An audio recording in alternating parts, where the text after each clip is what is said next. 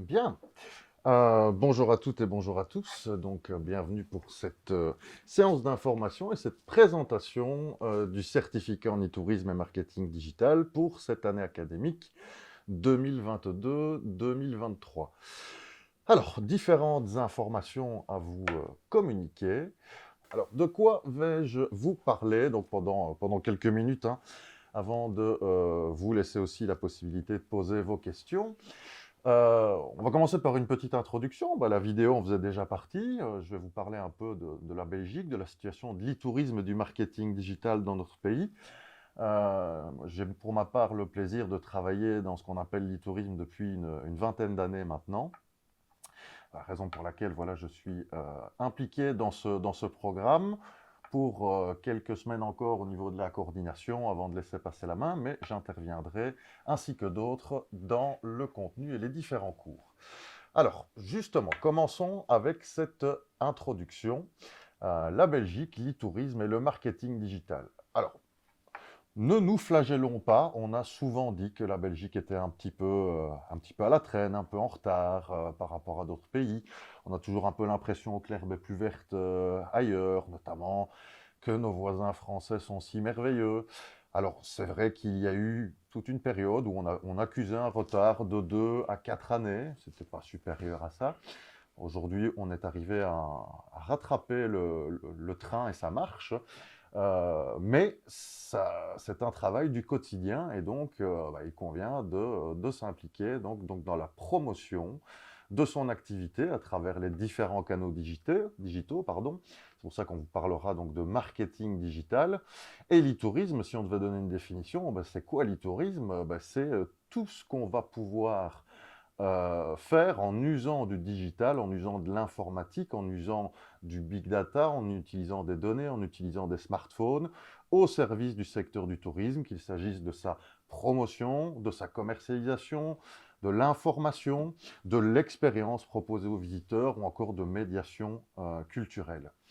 Alors quand on parle d'e-tourisme et d'enseignement supérieur, il faut constater, et c'est la raison pour laquelle ce certificat existe, que je dirais que l'accent mis sur l'e-tourisme est encore bien trop timide. Ça dépend des établissements, ça dépend des enseignants aussi. C'est pas encore vraiment totalement intégré dans les programmes, y compris des bacheliers en tourisme. Et puis, il y a une demande aussi des gens qui sont déjà des travailleurs du secteur ou qui sont en réorientation professionnelle, d'acquérir des compétences en e-tourisme. C'est toute la raison de l'existence de ce certificat qu'on a vu et qu'on a voulu comme une réponse aux besoins de professionnalisation. Alors c'est un certificat qui, bien entendu, comprend des cours qui ont une portée pratique, bien entendu, des mises en situation, mais il y a également tout un volet théorique, bien entendu, puisque ici, on va également vous former au développement, à l'acquisition des compétences qui vont vous permettre de définir une vision stratégique en matière d'e-tourisme. Alors, quel est le programme qui est proposé au niveau des différents modules abordés dans ce cursus? On vous donnera les détails dans quelques instants du temporel, c'est-à-dire des moments où ces différents cours ont lieu.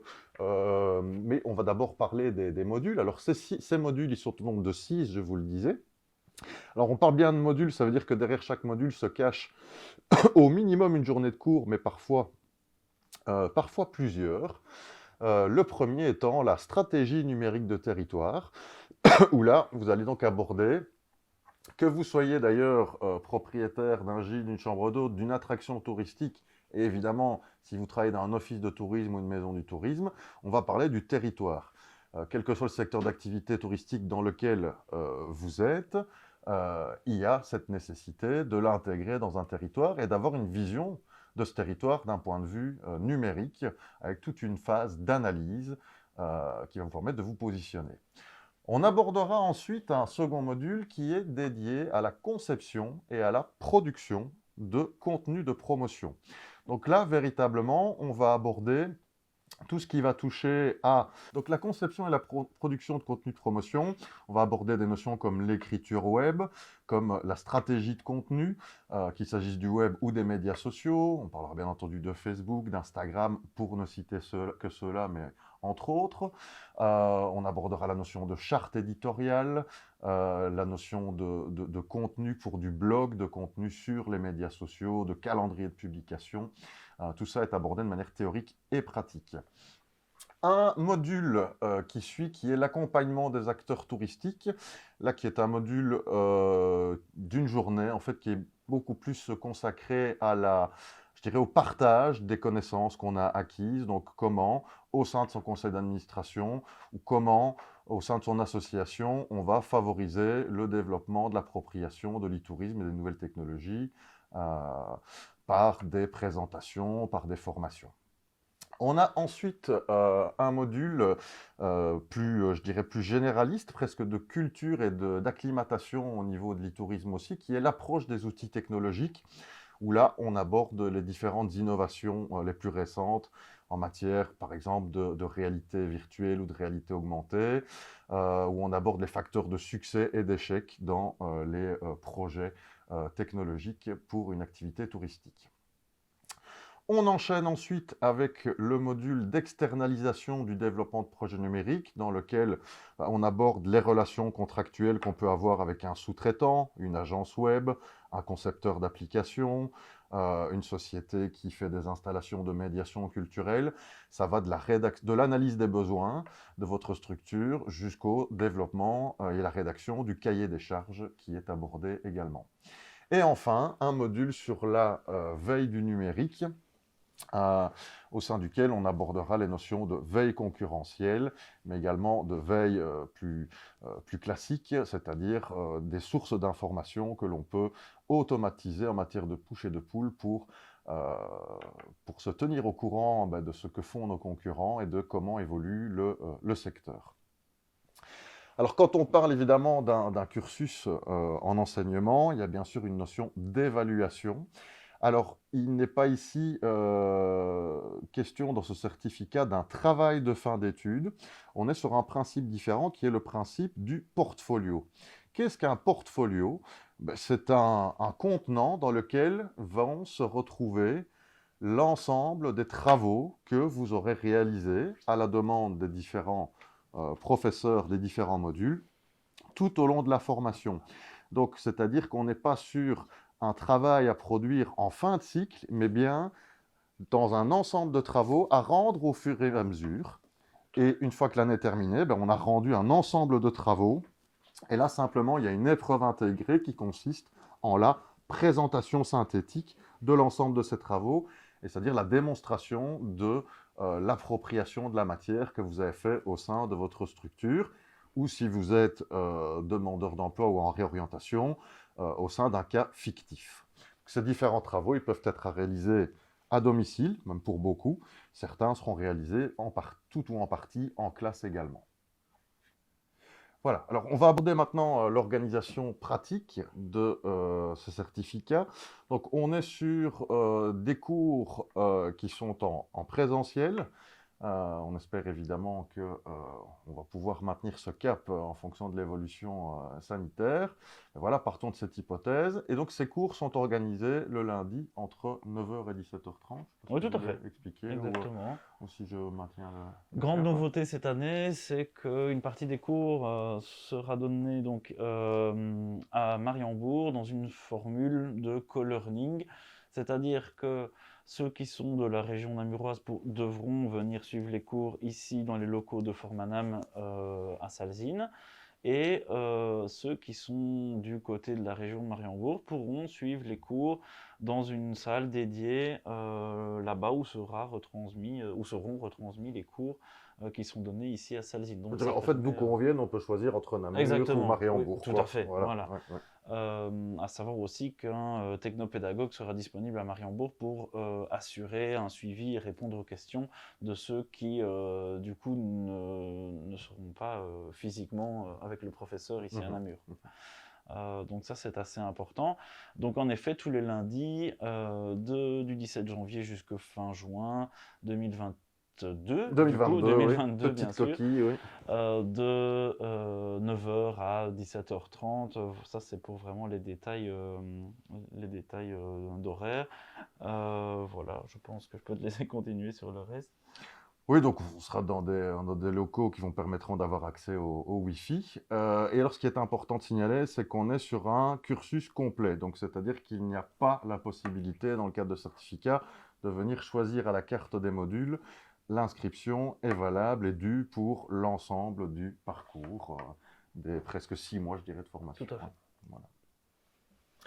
Alors, est-ce qu'il faut des prérequis pour suivre cette formation? Ben, il y a quand même effectivement des notions de base à avoir. Il est évident que si vous n'êtes pas quelqu'un qui est un minimum à l'aise avec les outils bureautiques de base, alors quand je dis les outils bureautiques de base, c'est utiliser Windows, utiliser un Mac, ou même si vous êtes sur Linux, faire un peu de traitement de texte. On ne vous demande pas d'être des experts de Word, Excel et de PowerPoint, mais si vous les utilisez, si vous êtes à l'aise avec ces outils-là, avec votre boîte mail, avec la création de dossiers, de sous-dossiers, ça ne devrait pas poser problème, évidemment. Il faut avoir un intérêt marqué pour le digital, les technologies de l'information et de la communication. Il faut être curieux de nature, je pense, c'est important si on veut aller loin dans ce parcours. Et puis, là, insistons là-dessus aussi, être prêt à s'engager avec assiduité et sérieux. On insiste énormément chaque année là-dessus. On va continuer à le faire parce que malgré tout, chaque année, on a une petite proportion d'étudiants qui est encore étonnée, alors qu'on insiste vraiment. C'est que vous vous engagez donc tout d'abord pour 6 mois, un lundi par semaine, et pour aussi du travail à domicile. Alors, il faut peser le pour et le contre de la faisabilité entre votre vie professionnelle, votre vie de famille et la poursuite d'études. Ce n'est pas de l'enseignement de plein exercice, ce n'est pas aussi lourd qu'un troisième cycle ou un deuxième cycle universitaire, mais ça nécessite du travail. Prenez bien ça en compte. On va poursuivre dans notre présentation avec la notion d'évaluation. Donc, comme je vous l'ai dit tout à l'heure, on n'est pas sur un travail de fin d'études, mais sur une évaluation continue avec des travaux à fournir au fil du temps. Et donc, au début de chaque module, ou plutôt au terme de chaque module, en même temps, enfin, ça sera rappelé en début et en fin de module, chaque professeur vous informera des délivrables attendus, c'est-à-dire des travaux à fournir et des échéances à tenir pour la remise de ces travaux. Donc ça, c'est le responsable de module qui coordonne ça avec l'appui du coordinateur pédagogique. Le principe donc du portfolio, donc dépôt de régulier de travaux, sur une plateforme web dédiée qui appartient à l'ESA. Ces travaux, plus vite vous les remettez, plus vite ils sont consultés par les professeurs et au plus tôt vous avez des retours de la part des professeurs, parce que là aussi, l'objectif c'est de vous mener au terme de cette formation, au terme de ce parcours. Et donc, les professeurs ne sont généralement pas avares en conseil et tout à fait volontiers vont pouvoir vous donner des retours sur les travaux que vous leur remettez. Donc c'est un travail régulier, on insiste bien là-dessus. Généralement, ceux qui ont des soucis, c'est ceux qui ont laissé un certain effet d'accumulation, qui n'ont pas respecté des échéances. Et généralement, ça aboutit avec une fin de parcours qui ne permet pas d'envisager de présenter l'épreuve finale et d'obtenir le diplôme. Vous devrez démontrer en fait l'acquisition de différents savoirs et des compétences visées par ces différents travaux au fur et à mesure et par la présentation en épreuve intégrée d'une synthèse de ces différents travaux. Alors, pour vous aider dans ce contexte-là, il y aura 2 séances collectives relatives à l'épreuve qui seront organisées, une en tout début de parcours, une plus loin. Vous aurez également la possibilité d'avoir un rendez-vous individuel avec le coordinateur pédagogique du certificat. Vous pouvez aussi avoir des échanges avec les enseignants. Et la présentation en fin de parcours se fait devant un jury, comme nous venons d'ailleurs de terminer de le faire juste avant cette présentation. C'est pour ça qu'on était un peu dans les cordes, puisque nous avons une étudiante qui vient de brillamment terminer son parcours, de nous faire une très belle présentation, et qui vient d'ailleurs d'obtenir une grande distinction. Voilà. On termine. Alors, cette formation donc, est assurée par une grande variété d'intervenants. Alors, parmi vos intervenants, vous n'aurez pas que des enseignants. Il y a différents profils. Il y a effectivement des enseignants. Il y a des enseignants qui sont des enseignants à temps plein. Il y a des enseignants qui sont enseignants, entre autres, parce qu'ils ont d'autres métiers aussi. Vous aurez des chercheurs également, vous aurez des formateurs, des consultants, des chefs d'entreprise, tant du secteur du tourisme que du marketing digital ou de l'informatique. Bref, tout un panel d'intervenants avec chacun leurs compétences, leur regard, leur angle de vision sur le marketing digital et l'e-tourisme. Et ce certificat, c'est un certificat, ça c'est le titre officiel, certificat d'enseignement supérieur. Il est interétablissement, donc un petit focus donc, sur les différents partenaires et enseignants, chercheurs, consultants impliqués.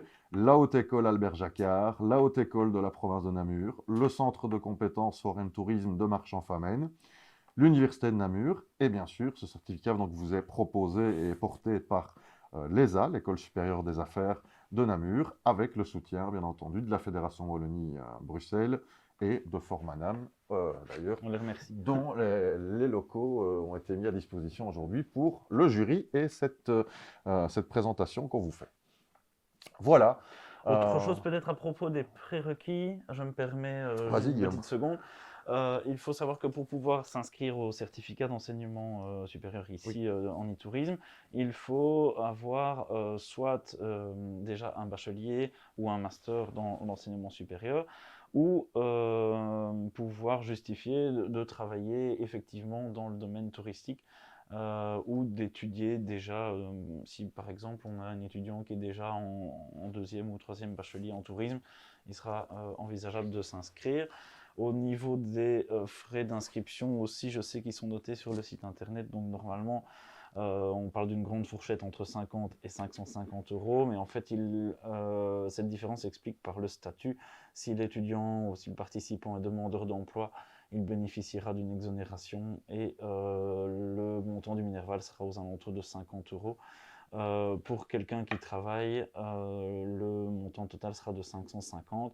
À ce moment-là, voilà, il faut voir aussi, cela peut être pris en charge par l'employeur s'il arrive à justifier que c'est nécessaire dans le cadre du travail de l'employé.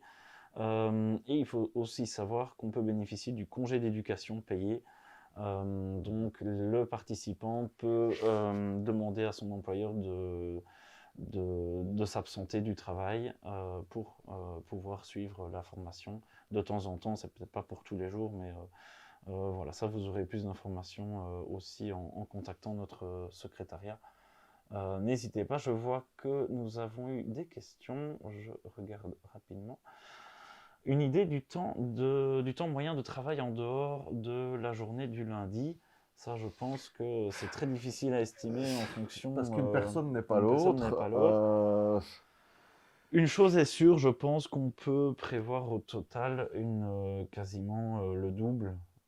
Je pense qu'au minimum un lundi alors peut-être pas le double à faire sur la même semaine, mais je veux dire, je pense qu'on est à une formation de 150 heures. Je pense qu'il y a au minimum 150 heures de plus à fournir à la maison. Je ne pense pas me tromper en Probablement, disant oui. ça. Ouais. Bah, disons que c'est vrai que si il y a un travail qui est demandé, effectivement, et qui repose sur de la matière vue le lundi, maintenant je pense qu'en travaillant peut-être une demi-heure à une heure le soir, le lundi, lundi, mardi, mercredi, jeudi, vendredi, c'est très bien. Ou de consacrer voilà, une demi-journée du week-end, une grosse demi-journée du week-end, c'est tout à fait faisable. Voilà. Donc nous attendons vos questions. N'hésitez pas à les dire soit oralement, soit via l'onglet discussion. Nous avons Sachant que essayé. c'est toujours difficile parce qu'il y a des gens qui travaillent vite et bien, il y a des gens qui travaillent vite et mal, il y a des gens qui C'est vrai. travaillent long et mal et long Tout et à bien. fait. Voilà. Ouais. Donc, mais il y a, voilà, il y Mais a, voilà il y a une du travail à idée, je domicile, pense quoi, que effectivement. ouais. Voilà.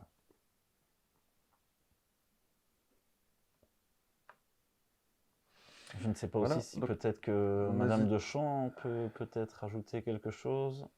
Je vois que normalement elle est connectée. Donc n'hésitez pas à solliciter la parole, que ce soit via le chat avec le bouton discuter, c'est discussion, discuter ici, Ouais. ou en réactivant votre micro, hein, si jamais.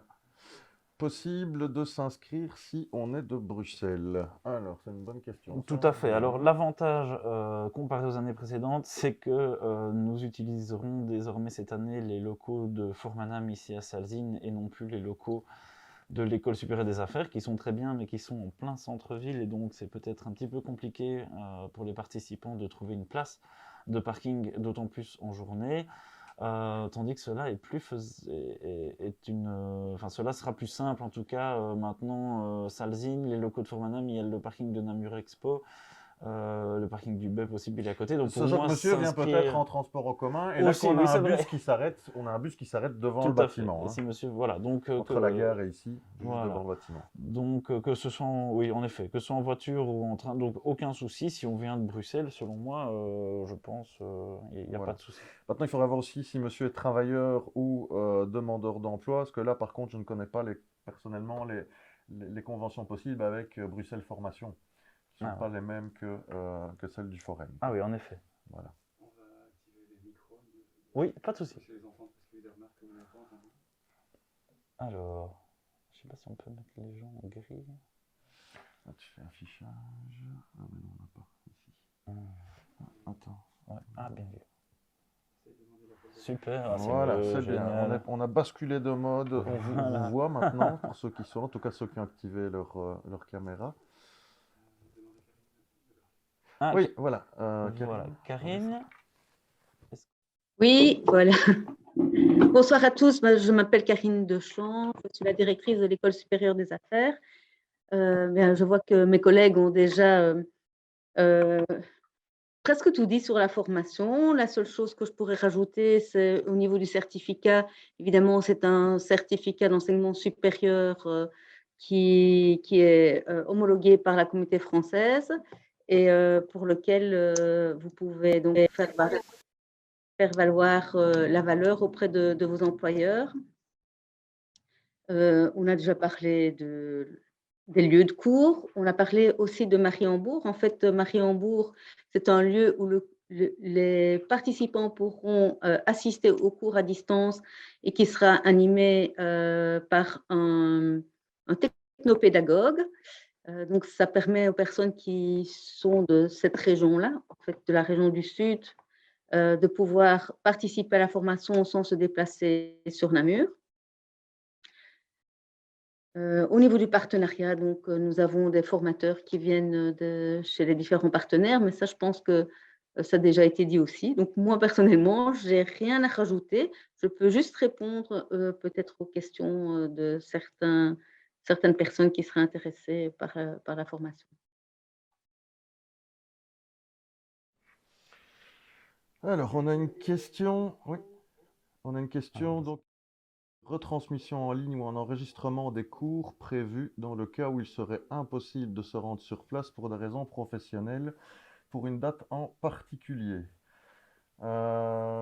c'est envisageable. C'est envisageable. Maintenant, C'est là, pas le je but sais qu'il y a une recherché. certaine réserve de la part des formateurs parce que c'est une boîte de Pandore, hein. Quand on ouvre cette possibilité-là, il y a des gens qui prennent l'habitude systématiquement d'attendre l'enregistrement et de ne plus suivre les cours, quoi. Et là, en tout cas, pour la remise des travaux et les exercices pratiques, c'est pas du tout ce qu'on préconise. Et il faut bien se dire que la question s'est posée évidemment évidemment après Covid et après beaucoup de cours qui ont été donnés à distance. On s'est évidemment tous posé la question, est-ce qu'on propose cette future édition uniquement à distance, uniquement en présentiel? Comment gérer ça? Évidemment, le fait de pouvoir retransmettre en ligne rentre dans toute cette problématique, tous ces questionnements. Et il a été décidé, voilà, on a aussi rencontré les anciens étudiants et les formateurs, et on a décidé de faire cette séance, ce prochain certificat en présentiel parce qu'on cherche justement à avoir cette dynamique de groupe, et c'est vraiment une volonté de notre part de faire en sorte que les étudiants soient au maximum présents et de pouvoir justement rencontrer les formateurs et les autres étudiants de visu pour créer voilà, toute cette dynamique de groupe. Et on pense que c'est vraiment très important. Donc voilà, donc évidemment ce sera Alors, on a une autre question présentiel. qui nous dit comment ça se passerait si les cours ne peuvent être qu'en présentiel en fonction des mesures. À mon avis, c'est une petite coquille, parce que la question qui se pose, c'est plutôt, à mon avis, si les cours ne peuvent être qu'en distanciel. Si les cours se font en distanciel, ça se fait via généralement la plateforme Zoom. On trouvera pas. ou par toute autre plateforme, hein, peu importe. Mais la formule est un peu différente, effectivement. Moi, en tant que formateur, je sais que tenir des gens 8 heures d'affilée sur une plateforme à distance, c'est pas possible. Donc, généralement, on s'adapte un peu. Euh, on consacre la matinée, effectivement, plutôt à poser le cadre, à présenter différentes choses aux étudiants et on les laisse travailler l'après-midi. On se retrouve en fin d'après-midi pour faire un peu le point. Je suppose que la question, c'était bien ça, En tout hein. cas, on a déjà dû Ouais. passer par là, évidemment, ça s'est très bien, Mais, bien passé. mais on Mais préfère avec- le présentiel, c'est- puisque voilà, c'est et sûr. ça, même les étudiants le disent. On a des étudiants qui ont été à cheval sur les deux Oui. modes, hein, et qui ont dit, bah, finalement, c'était quand même sérieusement mieux quand on était en présentiel qu'en distanciel. Et à savoir aussi que là, les étudiants vont arriver dans une version d'autant plus mature que c'est c'est déjà la 4e édition du certificat. Et donc, on a pas mal de choses qui ont été réfléchies à chaque fin d'année académique. On a rassemblé les acteurs et on a réfléchi à comment faire mieux chaque année après année. Donc là, vraiment, on est à chaque fois une meilleure version. Donc ça, c'est assez chouette aussi. Donc voilà, notamment entre l'année passée et cette année-ci, on avait déjà ajouté des cours sur le SEO, donc le référencement naturel, sur les publicités Google pour augmenter la visibilité de son site internet. Donc ce sont des choses qui n'avaient peut-être pas la première version du certificat, mais que désormais vous pourrez apprendre au sein du cursus. Donc ça, c'est vraiment très important. Je ne sais pas s'il y a d'autres questions. En tout cas, si vous êtes intéressé et si tout ça vous tente, si nous rejoindre pour cette aventure vous tente, n'hésitez pas à vous inscrire via notre site internet. Donc là, il y a un autre Google Form, je pense, qui est sur la page du certificat en e-tourisme, ou alors vous nous appelez. Sur le site de l'ESA ? Sur le site de l'ESA, exactement. Ou vous nous envoyez un mail. Comme ça, je pourrai reprendre contact avec vous directement pour vous dire voilà, la suite des modalités à faire. Donc, vous aurez 2 séances en effet. Alors, donc ça a été dit, hein, mais c'est Ouais. pas un souci, hein. Effectivement, il y a 2 séances qui sont prévues pour la réalisation du portfolio. Une en début de parcours et une un peu plus tard, pour vous permettre effectivement de savoir ce qui est attendu et comment ça se passe. Oui, c'est intégré dans le programme. Voilà. Bonjour Guillaume, c'est Marie-Claire. Bonjour tout le monde. Oui. Bonjour. J'avais une autre question. Je vois sur le site de l'ESA qui me disent que la première session de l'épreuve de certification aura lieu en septembre 2022. Donc, est-ce que la date est correcte? Oui, donc ça c'est généralement dans la période de septembre, fin septembre en l'occurrence, qui est organisée la première session de présentation de l'épreuve intégrée. Sachant que j'ai bien dit première session, donc si pour un cas de force majeure, vous ne pouviez pas le présenter en septembre, il est possible de le présenter ultérieurement, généralement dans la période novembre-décembre, en seconde session. Je vous en prie.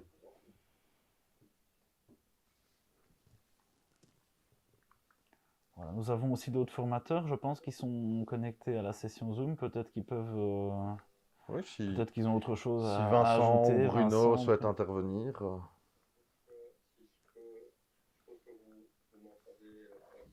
Oui. Tous et à toutes. Je suis Vincent, j'interviens en début de module, enfin en début de parcours plutôt.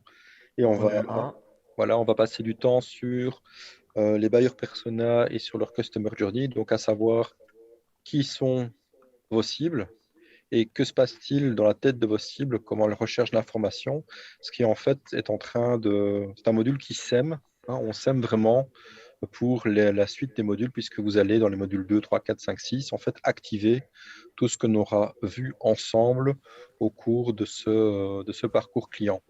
Moi, ce que j'aimerais vraiment insister, et ce qui me fait vraiment plaisir chaque année, c'est de voir le côté pratique des choses et voir comment les participants évoluent. On a terminé aujourd'hui avec une super présentation de quelqu'un qui a vraiment grandi dans son activité. Et pour répondre à une question qui était au début, à savoir le temps que l'on consacre à ce certificat, en fait, c'est vous qui décidez le temps que vous allez y consacrer. Et la personne ici qu'on a eu juste avant cette séance d'information, en fait, elle a vu tout de suite les résultats des actions qu'elle mettait en pratique dans le cadre de la formation. Et donc, ça lui a donné envie, évidemment, puisque elle voit les résultats, ça fonctionne. Et donc, elle teste encore plus. Et donc, elle s'implique encore plus. Donc, effectivement, cette personne a peut-être mis plus de temps que les autres et plus d'énergie que les autres dans ce certificat. Mais avec quelle réussite, réussite professionnelle en plus sur le terrain, parce que son activité, dans un contexte sanitaire très complexe pour le tourisme, grandit. Et je trouve ça juste extraordinaire. C'est la meilleure démonstration que l'on peut faire que ce certificat, ben, il est d'une part utile et il peut vraiment vous aider à grandir dans votre activité, que vous soyez soit porteur de projet, hein, puisqu'on a eu, par exemple, je me reviendrai toujours en séance 1, l'année première, la première année, on a vu quelqu'un qui faisait des tuk-tuk, des pousse-pousse sur la citadelle de Namur. Alors, c'est une activité qui peut prêter à sourire, mais en fait, il est passé au journal d'RTL ensuite, parce que son activité avait vraiment décollé grâce notamment à la mise en pratique du certificat, hein. Donc, c'est vraiment ce côté pratique qui est juste génial et qui vous permet de soit développer votre activité qui est propre, soit dans le cadre d'une maison du tourisme, par exemple, de mieux servir vos clients et d'augmenter l'expérience client et de faire la différence dans une offre qui est somme toute pléthorique.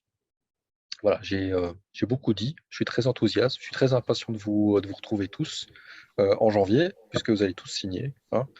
Guillaume vous envoie le pied formulaire à à la fin de la séance. Euh, voilà, je laisse Bruno qui a certainement d'autres éléments à mettre en évidence. Merci Vincent. Donc, bonsoir à tous. J'aurais pas rajouter grand-chose en fait. Je vais peut-être juste me présenter rapidement. Donc, je m'appelle Bruno Dumas. Moi, je suis professeur en fait à la faculté d'informatique de l'université de Namur. Donc, je suis le chercheur en fait dont Denis parlait dans sa présentation. Alors, j'ai un rôle un petit peu particulier, moi, dans cette formation, parce qu'alors que je dirais que la plupart des formateurs sont plutôt justement dans la mise en pratique, moi, ce que je vous montre, c'est qu'est-ce qui risque de vous arriver dans 5 ans, 10 ans, et particulièrement justement dans ce qui est technique interactive. Donc, Denis l'a mentionné, les techniques de réalité augmentée, les techniques de réalité virtuelle, les techniques d'interaction multimodale. Qu'est-ce qu'elle peut vous amener? Comment est-ce que vous pouvez augmenter en fait un espace? Il n'y a pas forcément besoin d'avoir de la technologie à plusieurs milliers d'euros. Parfois, une belle plaque de plexiglas et un petit peu d'inventivité, ça suffit. Voilà, donc moi, ça va être un petit peu le challenge que je vais vous proposer. Ça va être justement de se projeter. Et puis voilà, je me réjouis, tout comme Vincent, de l'ensemble de vos inscriptions et puis de tous vous rencontrer dans la formation. Merci à tous. Merci Bruno. Alors, on a justement Guillaume qui vient de partager dans le chat le lien d'inscription via Google Form, donc un formulaire en ligne, très facile à compléter. N'hésitez pas à faire un petit copier-coller de ce lien. Il est de toute façon encore disponible sur le site de l'ESA, mais là, vous l'avez tout de suite.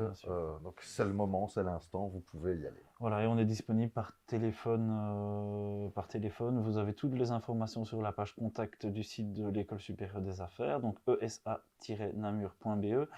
Sur la page contact, donc, vous aurez notre numéro de téléphone, nos adresses mail, vous aurez aussi la page du certificat en e-tourisme avec le lien du Google Form. Je pense que vous avez toutes les infos nécessaires et utiles. Voilà, je pense qu'on peut peut-être clôturer ici. Je ne vois pas d'autres questions. Voilà, on espère vous voir nombreux. Ceux qui auront encore une question se manifestent dans les 10 secondes. Voilà, c'est ça. Sinon, qu'ils se taisent à jamais, mais qu'ils s'inscrivent avant tout. Voilà. Voilà, merci. Bien, on a un remerciement ici. Ben, merci Valérie, et bonne soirée à vous aussi. Et bonne soirée bonne fête. à toutes et à tous. Voilà, prenez soin de vous et excellente fête de fin d'année.